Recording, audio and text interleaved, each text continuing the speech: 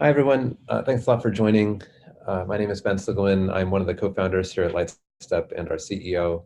I also had something to do with starting open tracing and open telemetry. And when I was at Google for a while, I was one of the co-creators of the Dapper project, which is their distributed tracing system, as well as Google's Monarch project, which is actually bigger, but also lesser known than Dapper. It's their high availability time series monitoring and query and storage project. So I'm here to talk about a concept called deep systems and the effect that's had on observability. Before I really get started, I did want to give people just a mini tutorial about asking questions. I'm going to talk for probably 30 to 40 minutes, and we'll have ample time for Q&A given the hour block that we have here. If you want to ask a question, the easiest way to do it in the Zoom app is just to use this Q&A feature. And yeah, just please do that during, at the beginning, middle, after the presentation. And I'm looking forward to, getting to your questions at the end. So without further ado, let me get started. So this talk's really divided into three parts. The first one is about deep systems, and then we'll get into an overview of control theory as it relates to observability, and then we'll talk about how these two things intersect. So deep systems, we talk a lot about things being quote unquote large scale in our industry. And when we do that, scale is often referred to as if it's linear quantity, like you have large scale and small scale. If you actually ask someone point blank, is scaling linear? I think most people would say, no, not really, but we talk about it like it is. The idea of deep systems is probably easiest to motivate by talking about scaled out systems that are not deep. So an example would be water. If you have a little bit of water, you have a puddle. If you add more water, you scale wide and get a big puddle, which is a lake. And if you add even more water than that, you end up with a really, really big puddle, like this picture of an ocean or Lake Michigan or whatever this is. So this is what I would call scaling wide. And there are a lot of natural systems and some unnatural human systems that scale wide. You basically scale by adding more of something. This actually is, more often than not a linear process. You just add more of something and you're scaling wide.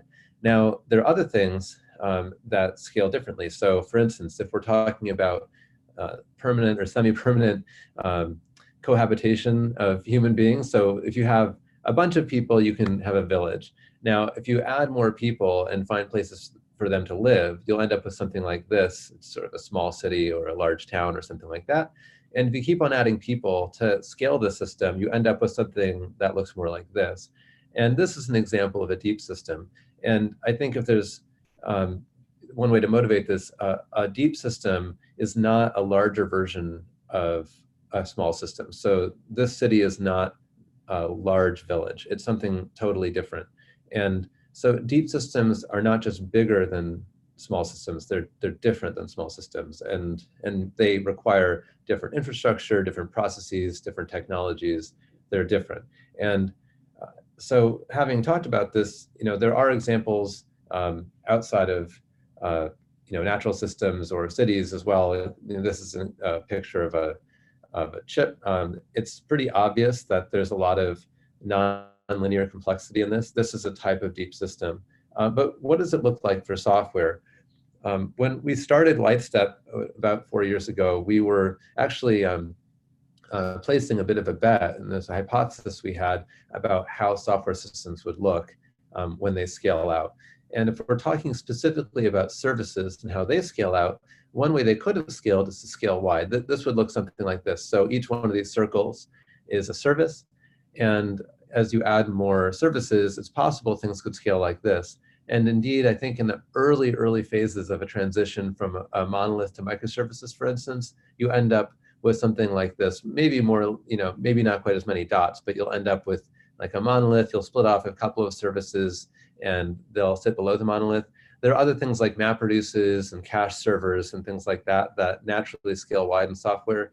But the other way they could scale is to scale deep. So that would look more like this, where you have some service at the top that's probably a router, and then as you add more services into your architecture, they're layered into many independently controlled services that nest in this way. Now, of course, I drew this slide manually in Google Slides. This is not a real service, so one would naturally ask themselves the question, like, well, which is it? Lightstep actually has access to many systems from our customers in terms of how these things look. And so I actually did a study myself. I basically automated a process to take a visual snapshot of service architectures for all of our customers. And I've chosen 4 of them more or less at random here. Most of our customers have, in fact, I think all of them have some kind of monolith that's still sitting around, but they also have, to varying degrees, microservice architectures. And so, here's one that has about a dozen services, maybe a little more. In all of these cases, we've blurred out all of the actual text just so that we don't leak anything confidential. But this is what it looks like when you have maybe 10 to 20 services. You can already see that there are many layers of depth here. When you have more like 50 services, this is what an architecture looks like. When you have 100 services, now it's too big for me to take a screenshot of the whole thing if we kind of zoom out like this. And if we have closer to 1,000 or 2,000 services, it gets really extreme. And you have dozens of layers of depth just to represent the relationships between these services. And so the answer was actually really clear. In fact, with literally no exceptions, the architectures that we see when microservices are proliferating and you have dozens of services are deep, not wide. And that's a really interesting thing to me anyway, and it has a lot of implications. So at this point, I want to actually come up with a little bit more formal definition of what a deep system is. So for software and for production software specifically, deep systems are architectures that have at least 4 independently operated layers of services. And that does include services that you don't run. They're, for better or worse, part of your system as well. If you depend on some, Amazon DynamoDB instance and it's having a bad day, that will certainly affect your application. So it's an independently operated service as well. So this is a definition of deep systems. And actually earlier this week gave a version of this talk at QCon in San Francisco. And there are about 400 or 500 people in the audience, I'd say. And I asked people to raise their hands if they were operating within a deep system. And it was probably like 95% of the people raised their hands. I think that this is a very common architecture at this point. And the reason I think it's so important is that the depth of the system, I think, is actually a better predictor of the sorts of problems people are observing than literally just the presence of microservices or serverless or any other technology. It's really the independently operated layers that cause problems. And so, what problems are we talking about? So what do deep systems sound like? It sounds sort of like this. So this is kind of a classic thing on Twitter these days: don't deploy on Fridays. That's the sound of a deep system, because we have so little confidence in our ability to understand our system that we can't take the risk of what might be a multi-day firefighting exercise just for doing a deploy. It often comes out like this. In my days as an operator, I certainly ran into this a lot, where there were certain issues where if service X or layer Y was involved, you kind of needed to find a specific person. And if he or she wasn't available, you were anxious and fairly desperate to get to the root cause. This is a symptom of services not being self-descriptive enough that people who didn't write them can actually understand what's going on. Another common failure mode is dispute about the basic facts of the matter. This is something I also see a lot in deep systems, where you'll have no one is disputing that something is broken. You'll have a service A and a service B. A is calling B. A will claim it's B's fault because it's slow. B will say, well, look, here's our dashboard. It says we're doing fine. And so your client library must be busted, or something in between us, or whatever. And people literally can't resolve this argument, and they just start yelling at each other. This is, this reduces trust in organizations, and it's a symptom of a deep system where people don't understand each other or what sits in between them. In many cases, it ends up being some combination of both, or the thing that was actually broken wasn't what was actually being measured on A or B side or whatever, but this is a symptom of deep systems. Shared resources, I'm kind of picking on Kafka here, but this could easily be Cassandra or any other multi-tenant system that you have decided to share either for cost reasons or for operational simplicity across many different services. Those shared systems, through no fault of their own, can end up totally on fire just because one client is doing a bad thing. And that, of course, is a tragedy of the commons, and all the other clients of the shared service suffer. I think in Kafka's case, this is particularly problematic since it's like a messaging system, but similar things happen with all sorts of databases and other sorts of queuing layers and things like that. This happens because of the depth of systems and the multi-tenancy that is common in deep systems. This is an anecdote from my own past. This is basically my way of saying deep systems have a real human component, and unfortunately that can turn into politics in large organizations. When I was working on Monarch, which is a very large system, and I think at this point it's running on 225,000 VMs at Google or something like that. So we had to go in front of various VPs and kind of state our case for why this is necessary. And one of the VPs was a consumer of our service, but not the person staffing it or paying for it. And again, it was expensive. And he was saying that he needed 100% availability from Monarch, which is an absurd thing to ask, especially for someone with a technical background, which he had, because of course that doesn't really exist. And I was like, well, how many nines do you need? Like, let's be realistic. Do you need 4 nines? He's saying you need 5 nines. He said, no, I need 100% availability. And to me, that's a political statement, where in deep systems, you often have people who are asking for things of other layers of the system where they don't have to pay for it. And that can produce all manner of pretty significant real challenges for people building the systems. And that doesn't happen unless you have multiple independently managed layers. And you often don't even know what you depend on. And finally, sometimes there's a dashboard that actually explains something that's important to you, but you can't find it. So these are all things that happen in deep systems. I actually would love it if people want to chime in over the Q&A thing, if you have other anecdotes that relate to the depth and the independent management of systems you work in, or some of these resonate particularly well or poorly. I'm curious to hear about it, but they have many ramifications. And the overall themes here are they have a lot of ramifications for people management and the politics that go along with that. They have a lot of challenges for security, multi-tenancy, like we talked about with Kafka. I didn't talk about it there, but another aspect of this is that if you have a SaaS business or a business with many, many customers, it's common that some small number of those customers are of outsized importance from a business standpoint. Like many SaaS businesses get more than half their revenue from just a small sliver of their customer base. And those that small sliver of customers, ironically, often has the worst performance because their data sets are larger than the longer tail of smaller customers. And so you end up with this thing where a big customer can either cause a problem in a multi-tenant system, or a big customer can be complaining about having a poor performance, and you find out about it from your customer success or customer support teams because their data is being averaged out by this long tail. So you end up seeing like weird artifacts of high value customers in deep systems because of the multi-tenancy. And we already talked about performance and observability. I'm really going to focus on observability because it's the thing I just happen to know the most about. But I think there are also probably great talks that could be given about any of these other things too. And I hope other people give those talks who are experts in those spaces.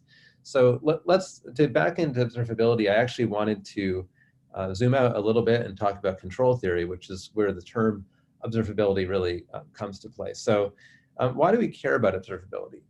It's kind of a funny word. It's a very passive word. It's this idea that you're just seeing something or observing it. So why do we care about observing something? It's not like we're just looking out the window at our system. Like, we want to actually be able to change it and modify it and fix it.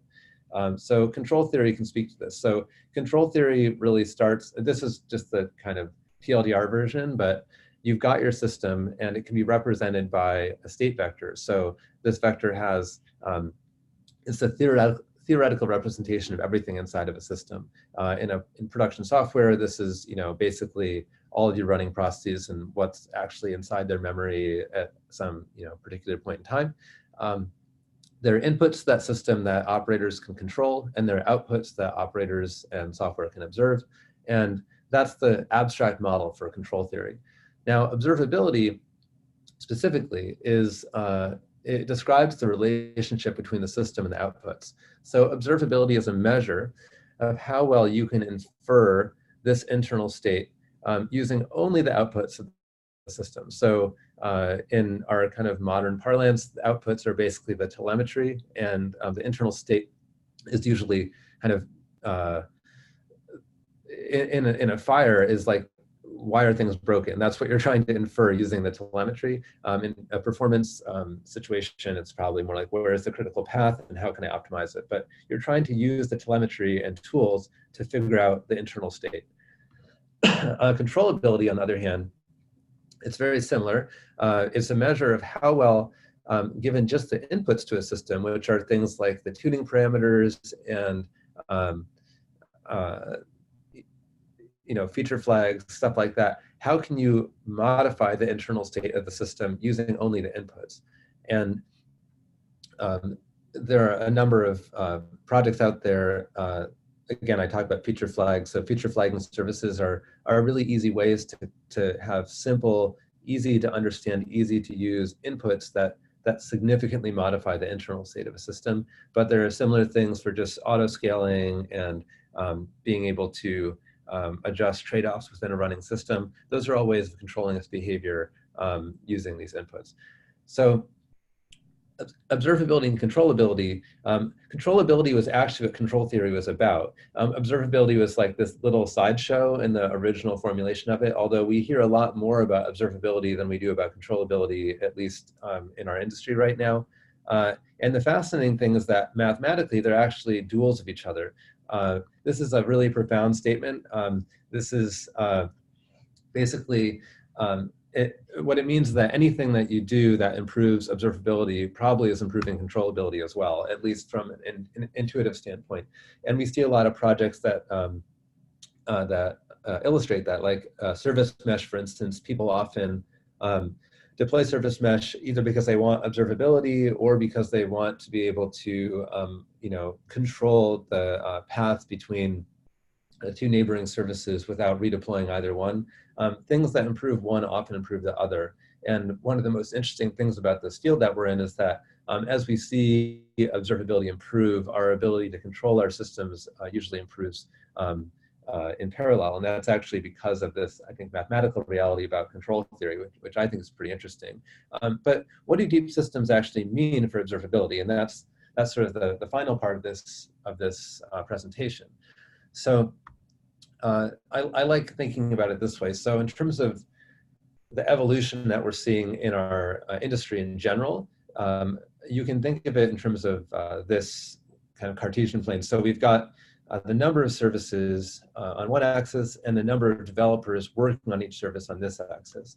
And the arc, it really looks like this. We started with pure monoliths. So that is to say you have exactly one service and all of your developers work on it. This broke maybe for some technology reasons, but I think most of it was really just management. It's very, very difficult to get more than 10 or 15 developers to work efficiently on a single deployable piece of software.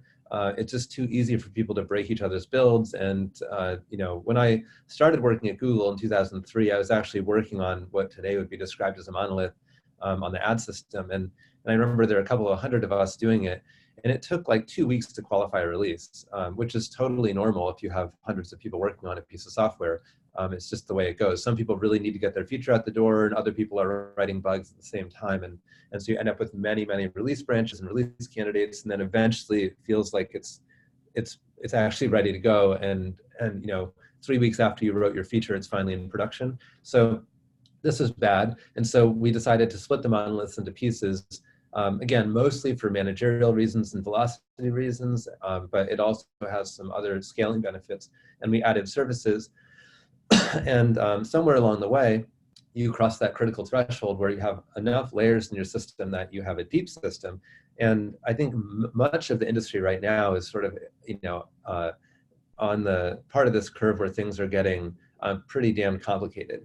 And the evolution that we're on right now, if you look at people who've been doing this for 4 or 5 years, it's only going to get more intense. And once you have hundreds or thousands of services, you absolutely have a deep system, and you have no idea what you depend on. And that's kind of the whole point. Like, the idea was to create more autonomy and independence, but it means you don't understand what's below you in the stack. You only understand, hopefully, the SLOs of the people you depend on and what they've committed themselves to, but you don't understand their inner workings. That was by design, and that's how this helped release velocity, but it created a lot of opacity in the way that we manage our systems. So to talk about stress, the most concise definition I have for stress is responsibility without control. I think about this all the time. It comes up a lot in life, unfortunately, and not just in software. In terms of deep systems, this is one way to think of it. So this is an abstract representation of a deep system. If you are someone who's developing and operating this service right here, so each of these black dots is a service, and it depends on a number of services beneath, which depend on other services in turn. What you control is really just your own service. By definition, that's the whole point of microservices, is that you are autonomous and you control this, and no one else controls it for you. So this is the scope of what you control. But if something down here is having a bad day, that affects you. And so you are responsible for this entire stack. And this is, there's one thing in this deck to understand. I think it's this slide, that the discrepancy between what you control and what you are responsible for, it's growing, and it's growing very quickly, because this is an area down here. It's not just the height of the triangle. It's like the number of services you depend on are all things that, whether you like it or not, you are responsible for them, and that if they're not working, you're not working. So this is absolutely pseudoscience, and I don't want to be, I don't want anyone to ask me to prove this, but I think conceptually this is absolutely on target, and I validated this with a lot of people that I know and respect who are out there in the industry, that what you're responsible for is growing quickly if you're in a deep system that's getting deeper, and what you control really isn't changing size at all. And if the purpose of observability, in my mind, is really to shrink this gap, either by bending this curve up or by bending this curve down a bit and getting them closer. So the things that you feel like you have control over, or at least the things that you have the ability to understand very quickly, is much closer to what you're responsible for. And I want to talk about how that can be done. Normally in a talk in a real room at this point, I ask people if this makes sense. I hope it does. If it doesn't, you should ask questions, and we can talk about it at the end. But these two slides are pretty important to me in terms of my feelings about observability. So mental models. So we have this super duper abstract version of a system from control theory. We have this, I think, a little bit too concrete version that are screenshots of real systems. And then we have this thing that's in between, where you've got nested triangles that represent surfaces and their dependencies. We'll be talking about this nested triangles thing for the rest of this talk, just because it's kind of a nice level of abstraction for talking about observability. If you are responsible for this service in here, and you want to manage your service well, I think the number one thing is SLOs. So I think this terminology is getting to be pretty widely known, but an SLO is a service level objective. In practice, that's a pairing of some SLI, an indicator like latency or your error rate or throughput, something like that, and a target like, I want my P99 latency to always be below 1 second, or my error budget will be 0.25% of all requests, or whatever it is. for effective management of a service, there's really only three things that matter.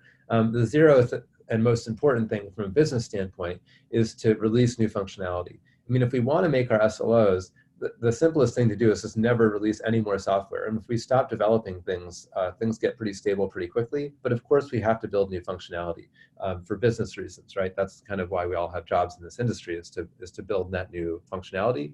The other thing is to gradually improve SLOs. So by this, I mean, this quarter, our median response time is 100 milliseconds, and our 95th percentile response time is 200 milliseconds. Next quarter, we're going to move those numbers down a bit. So that involves profiling and optimization, all the usual stuff. But that can be really important because we have a business goal to make our products fast and responsive. And the other thing is to rapidly restore an SLO. This is basically a way of saying if you're paged in the middle of the night, you can go to sleep again once your SLO is into compliance. So this is the urgent version of SLO management. But if you do all three of these things, your SLOs are well defined, kind of by definition, you're managing your service really well. So I love SLOs as a managerial tool for understanding services and their dependencies and deep systems. But in order to do this well, we have to be able to control the entire triangle that we depend on in order to, accomplish these three goals. So how do we do that? There's that word control again. It's really an observability challenge to make that a reality. The conventional wisdom around observability, I hope I have nothing to do with this, but I often hear people citing Google and Facebook or Twitter or Netflix, and they talk about metrics, logs, and tracing. The idea is that Google and Facebook solved observability with this. I can say with absolute authority that Google absolutely did not solve the observability problem. I worked on that my entire time there, basically, aside from my first year at the company. And we did make some progress, but we were very far from solving it. And I actually have a lot of regrets about the way we did it. We didn't model it this way, for what it's worth, but if we had, I don't think this would have been a very good way to do it. This, in my mind, is a total straw man, and I'm treating it that way, but it doesn't actually make any sense. So let me explain why. So if you have these three pillars, typically people think of them this way in terms of UIs. You have a metrics tool that shows squiggly lines, basically. You have some logging tool that, well, it allows you to search over logs and see some basic frequency diagrams and things like that. And then maybe you have developed some kind of tracing capability as well that helps you see how requests propagate across systems. These are all absolutely valuable data sets, and I have no issue with that statement. But they're not meant to be standalone products in my mind. The issue here, for me anyway, is that if you're actually doing observability, you have use cases, whether you're trying to deploy software or remediate an incident. And there's no way, in my mind, that the optimal workflow for any use case would involve 3 different tabs in your browser. Even if you consolidate around a single vendor, these are still isolated products, really, and there's links between them, but they're isolated products. And this doesn't make any sense to me. I think that for observability, we absolutely need to have a more integrated experience from a workflow standpoint. And so I'll talk about what I think that looks like. This is my way of saying I think that's completely upside down, to have the observability revolving around the telemetry like that. These 3 pillars are all important data sets, but they're just data. 2 of them I would refer to as giant pipes. So that's the metrics and the logs. So absolutely this data is important and actually necessary, I think, for doing observability well. But I want to kind of pause there and say that without traces, the deep system really gets in our way, where, again, if you're responsible for this service and you depend on all these other services, that just for a moment, ignore the dollar cost. The cognitive cost of going through the metrics and logs that you depend on is overwhelming. In this diagram, we only have space for 7 of these little dots, but in practice, it's probably more like dozens or hundreds. And it requires a lot of tribal knowledge to figure out which dashboards you should look at or which logs you should search for. And I think that tribal knowledge just literally is not scaling. That goes back to the, deep systems sound like, where's Chris? I have this emergency, I need to talk to that person. That's a symptom of having to do kind of linear search or relying on tribal knowledge to cut through the linear search. This is not really scalable. The first take on tracing was to sprinkle traces on things. And I think the idea was that, well, you'll get an alert, you'll look at a trace, and it will just answer your question. There are some traces that do that. It's a little bit of a it's not a total moonshot, but it's rare for a single trace to isolate the failure for a given alert or a given performance situation. It only really works in the most risk cases.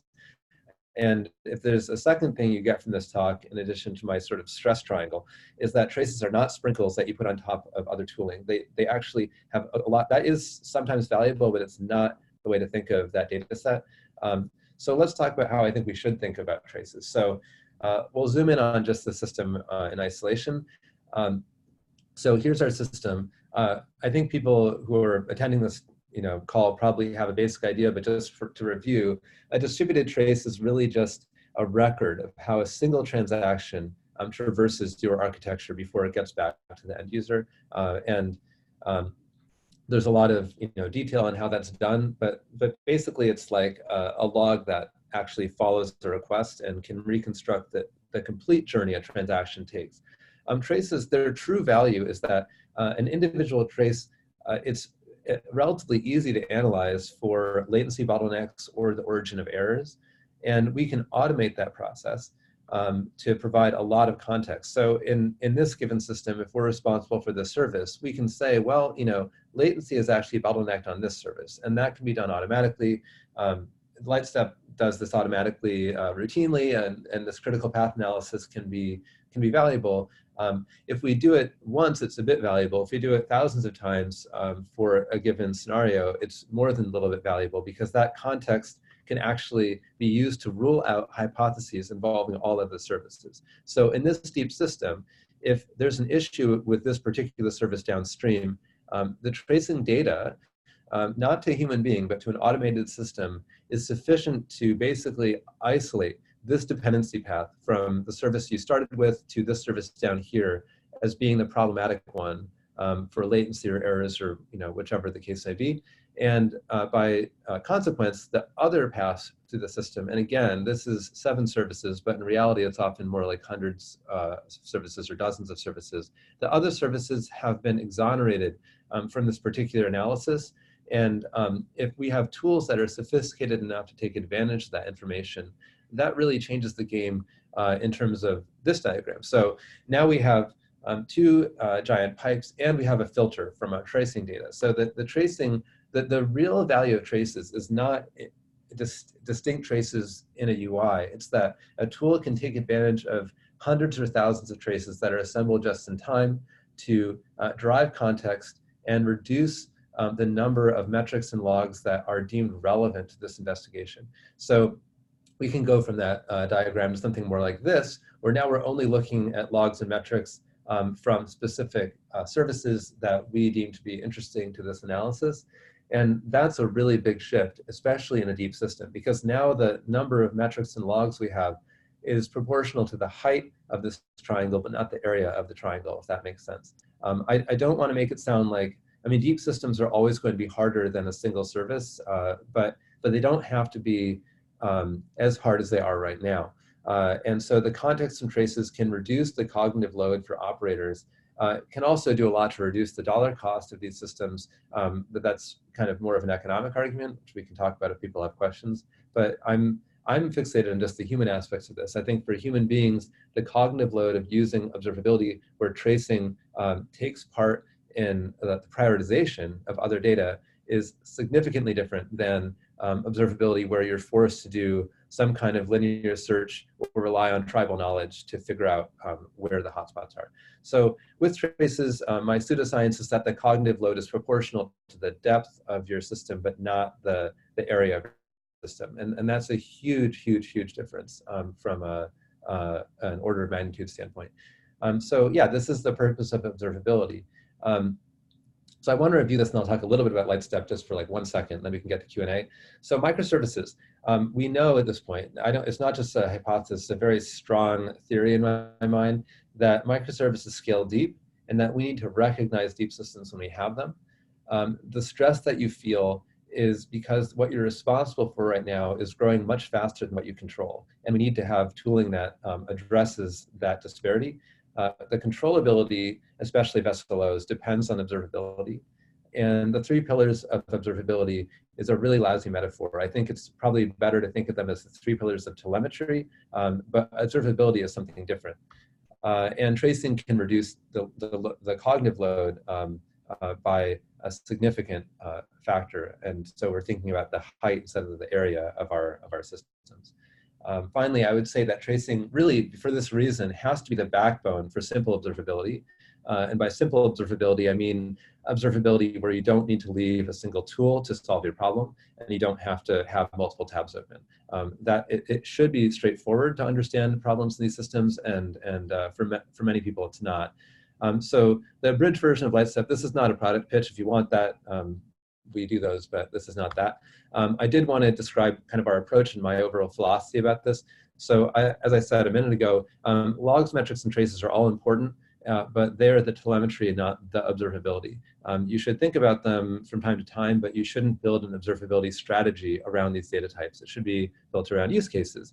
The use cases, in my mind, are really focused on the following. More confident releases. So that means you can deploy on Friday at 4 p.m. and because you know that you have tooling that will help you understand what goes wrong and isolate that issue and roll it back if you need to. So this improves velocity. I think shorter time to resolution, reduced downtime. This is an obvious win for high quality observability. I don't think I need to explain that one, but it's something people talk about all the time. But from a workflow standpoint, despite us talking about it all the time, it's incredibly fragmented right now. And that's a tooling failure, I think, or a failure to imagine a better future for how incident response really can work. And then, of course, for optimizing performance in the steady state, this leads to happier end users. There's plenty of research about this, but having a delightful product requires having a fast product and a reliable product. People don't like spinners, they don't like errors. And so performance optimization is a way to ensure that future for your business. And then finally, from Lightstep standpoint, all of this stuff really does belong to the customer. We've done a lot of work to create open tracing, and we were involved in the meeting that created open telemetry and are now on the governance committee and so on and so forth. We're really pushing to make sure that the telemetry and instrumentation are literally open source and portable, and that no one vendor has any particular claim to that data. And then from an analytical standpoint, all of the data in our product is always available via APIs, and we don't want to create any lock-in around that. That data always belongs to the customer and is always portable as well. So that's the way that we think of this. And that's partly to be nice, but it's also partly because we really are believing in workflows more than data types, and those workflows are often much easier if you have easy to use APIs that have a lot of flexibility and power to build workflows around. So that's really our philosophy and our approach. This often looks like these tweets. These are just things that were from the last month or so that I picked out from Twitter. But we've had a lot of success with this approach. And I think with that, I'm pretty much done. If you want to play with Lightstep and you don't want to give us your email address, totally respect that. You can go to lightstep.com/play, and it'll be easy to understand the product and some of our unique value proposition without talking to anyone. If you do want to talk to someone, that's also very easy to do. And you can sign up for our free tier and send us your data right now. If you have any feedback for me, this is my Twitter. I like email, I respond to it. You can always send me a direct feedback that way. And I think with that, I'm happy to take questions. So let's see. Are deep systems really new? Haven't big software systems always been deep? That's a very good question.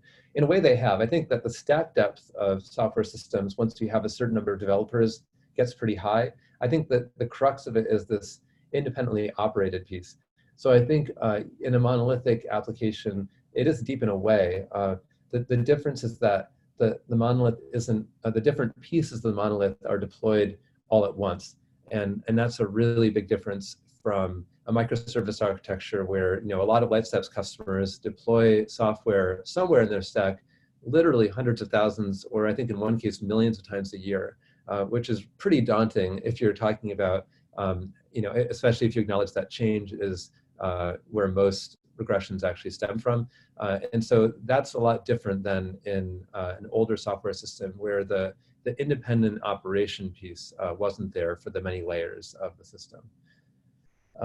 What is the purpose, if any, of synthetic monitoring for diagnosing and recognizing issues in deep systems?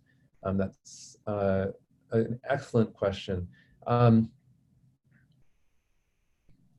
So synthetic monitoring, I think, is usually done at the top of the stack. So you have synthetic monitoring that's simulating user traffic. In that scenario, again, there are like different subtypes of synthetic monitoring. There are people who try to replay real production traffic. There are people who generate like randomized traffic. And it kind of depends on what the purpose of it is. Some synthetic monitoring is a form of load testing. And I think that can be really useful. I was actually, as I said earlier, I was at QCon and someone asked a similar question on a panel I was at. And this guy from Netflix had a really fascinating answer where they serve out of 3 data centers, but they actually do squeeze testing where they'll turn off one data center and force all their traffic onto 2 to create kind of synthetically high load. So for load testing, I think there's a lot to be said for some form of synthetic testing, including that kind of squeeze testing in deep systems. For synthetic testing, that's more about measuring things like wide area network latency and stuff like that. I don't think of that as being particularly tightly coupled to deep systems. That's mostly about which CDNs you're using and where your points of presence are and things like that. Certainly important, but is very much an edge concern. So I guess it just depends on what the synthetic monitoring is for. If it's for load testing, it's super, super related. And it's a great way to tease out unknown dependencies and potential hotspots. If it's more for testing that kind of last mile latency, that feels like a very important way of testing that last layer, but it's not really about the system in general. Let's see. Okay, another question. A lot of this makes sense to me, but I don't make platform-wide decisions in my company. How can we change our practices incrementally and without trying to convince an entire management chain? It's a great question. I've heard variations on that many times myself. I think I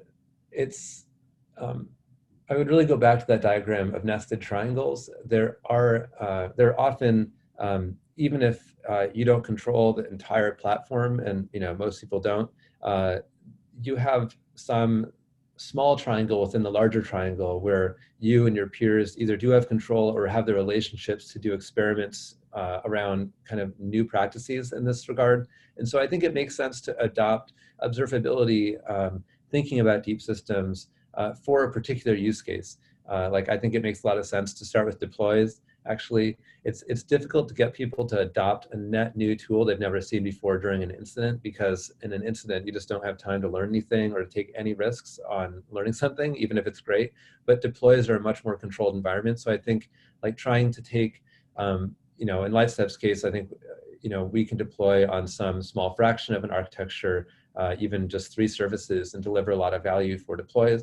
And you can use that success to generate, a little bit of growth within the deployment. And then eventually that gets to be sizable enough that you can take that to the platform team and make a stronger case rather than just pointing at a blog post or a tweet or something and saying, oh, I want this, which is not necessarily that effective.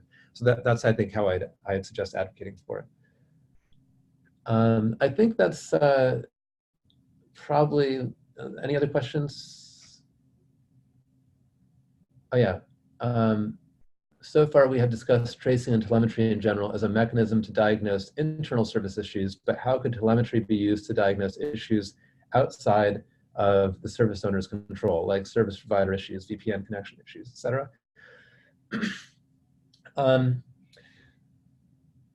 I have a lot of thoughts about this. I think for things underneath us and cloud providers, I'd really like to see, I don't think it's realistic for Amazon to release internal traces of DynamoDB, or for Google to release internal traces of Spanner. But I do think it's realistic and actually mutually beneficial for them to release summaries of performance information, including things like cost information for queries of those systems. So it would be great if you got a DynamoDB query back and you knew it was slow, but it also said this was slow because you hit disk 2,000 times because this query is like really not optimal for our architecture.